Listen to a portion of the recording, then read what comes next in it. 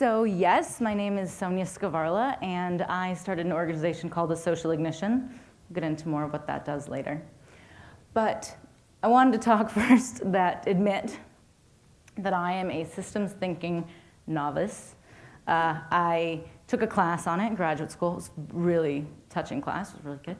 And this is my first attempt at mapping the system of the criminal justice system. Wow. Yeah, good. I'm glad you're impressed. Essentially, it's a mess of variables. When I met Susan and Siraj the first time last November, December time, Libba introduced us at the Hub. And I got so excited when I heard that they had a conference full of systems thinkers. And to me, systems thinking, big picture, mapping, making the system visible. And so I got so excited, I sort of ran off my mouth a little bit like I'm doing now. And I asked them, I said, oh, then you must know someone who has mapped the system of criminal justice, right? From beginning to end, and you can introduce me, and then I don't have to do it. And Siraj sort of rolled back on his heels a little bit and put his hands in his pockets, and this little smile comes across his face like it does, and he said, no one has yet been so brave. So clearly I am not yet so brave. But what I can do, despite this mess of variables, is I can introduce you, oh, this is different, okay. I can introduce you to, this is different than we did before, so we'll just leave it here for a while. I'm going to introduce you to the system of criminal justice without maps and without any of that systems thinking vernacular that I'll stumble over anyway. So really, there's three systems here. First, we'll break it down. There's like the pre-version. School to prison pipeline. Have you heard of this? No. Not heard of this. It's amazing. It's actually in the news. They talk about the school to prison pipeline. Some of the things they talk about are reading level. Some of the variables that they talk about are reading level, expulsion rates. And this is in addition to whatever demographics tend to be variables in any social system. School to prison pipeline. The second piece is also getting in the news a lot lately, and that's the incarceration piece. We sort of moved through a whole other system called the courts and the legal system. We're not going to get into that today because that could be a week-long conference on its own. But we have this middle piece of incarceration, and it's this big unknown, and it's super scary because most of us know very little about what happens there. There's concrete boxes and bars, and there's all sorts of imagery that comes up for us about incarceration. Some of the folks that I work with describe incarceration as a lifesaver. If I had not been there, if I had not gone there, I would not be where I am today.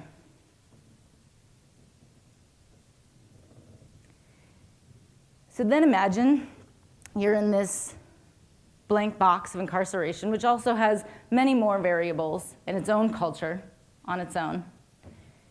And you get opened up, the gates open up, and you walk outside to a whole other world. You may have been in there for a year, you may have been in there for 5 years, for 10 years, and your only interaction was whatever you saw on TV, and whoever happened to maybe live close enough to come and visit you.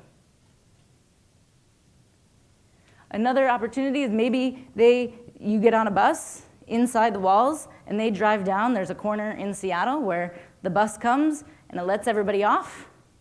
You are free to go. So scary.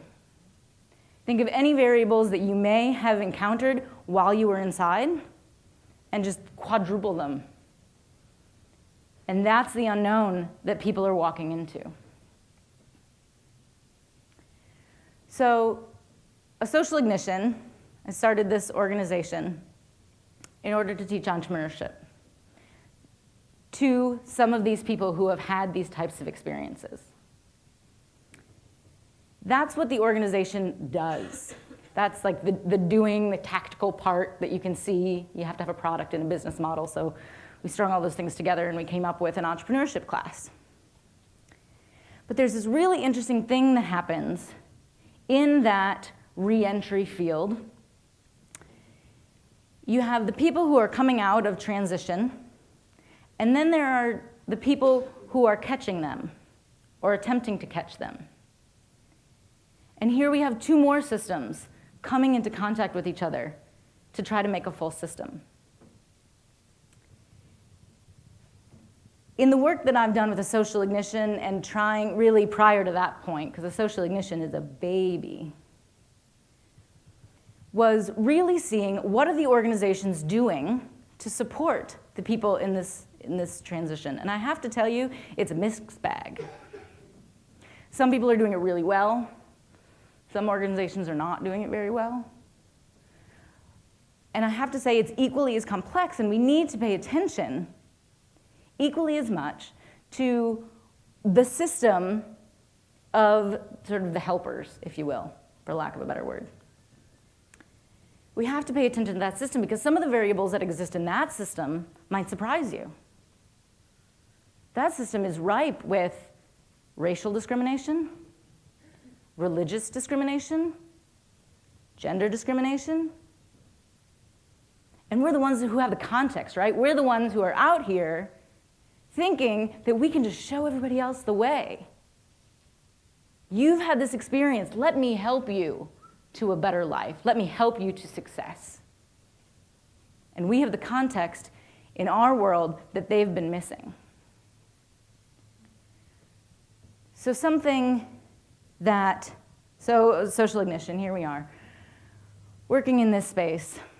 So there are the doing actions of we teach entrepreneurship at a social ignition.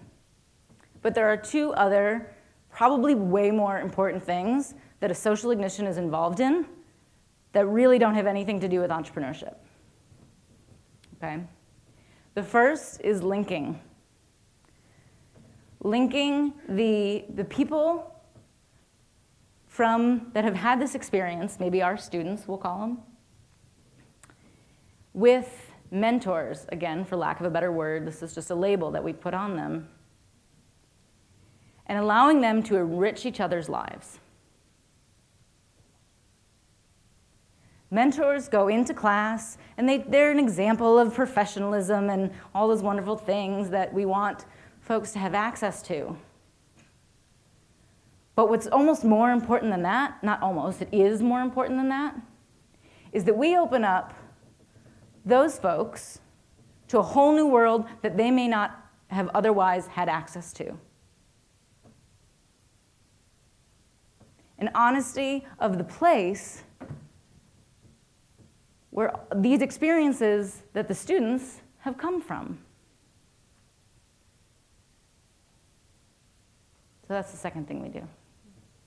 It's kind of cool. The third thing is to examine the ecosystem around us and be a part of it. Social ignitions exist, and we have an office, and that's good. I go there every day.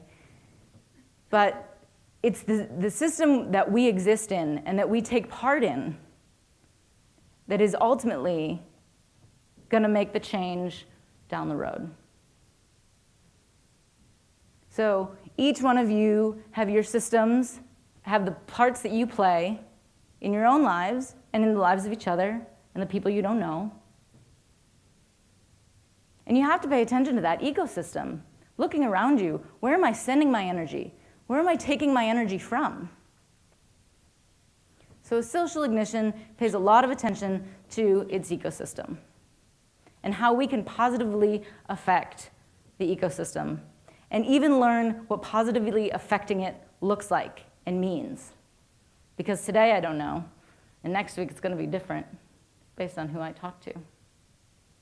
But all toward the greater good. So social ignition does three things. We teach entrepreneurship as a means of problem solving, social skills, critical life skills, to be able to do lots of things besides just start businesses. Same skills apply.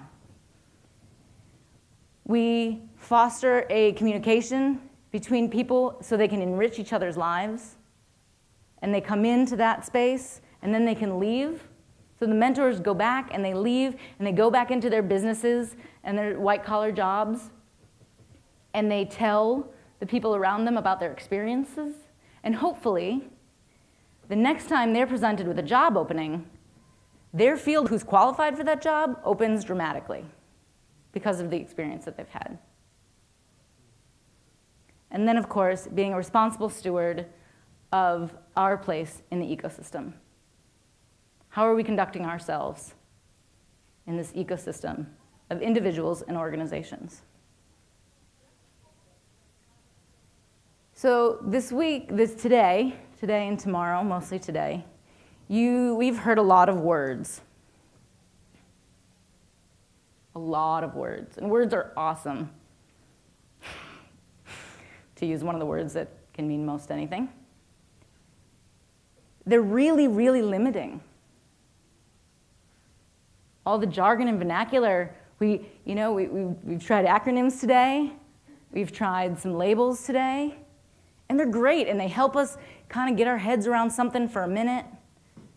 But then it's time to drop them and let it all go and do the work. And look at these smiling faces and connect with people and enrich their lives. So tonight and tomorrow, as you're getting out there and you stop talking about it and you actually do it in your neighborhood.